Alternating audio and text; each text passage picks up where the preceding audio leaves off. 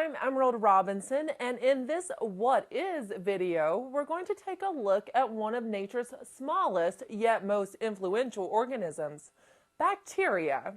Bacteria, sometimes called prokaryotes, are microscopic single-celled organisms that lack a nucleus and other membrane-bound organelles.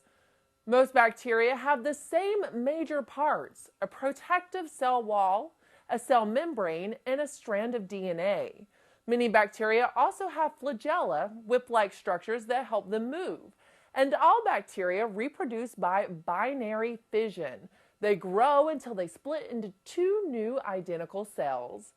Bacteria are very diverse. They have adapted to live in every type of environment on Earth, including areas of high heat, extreme cold, high acid or high salt content. They're round, rod, or spiral shaped. Some are easily wiped out by medicines, while some resist them. Of the three large groups or domains that biologists use to classify living organisms, bacteria make up two of them: Archaeobacteria and Eubacteria. Archae, or ancient bacteria, have unique genes that enable them to get energy from unusual sources such as ammonia, methane, and hydrogen gas.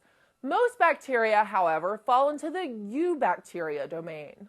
While some bacteria can make you sick, most serve extremely important functions. For example, bacteria that live in your intestine help you digest food. Special bacteria called cyanobacteria make huge amounts of oxygen through photosynthesis for us to breathe.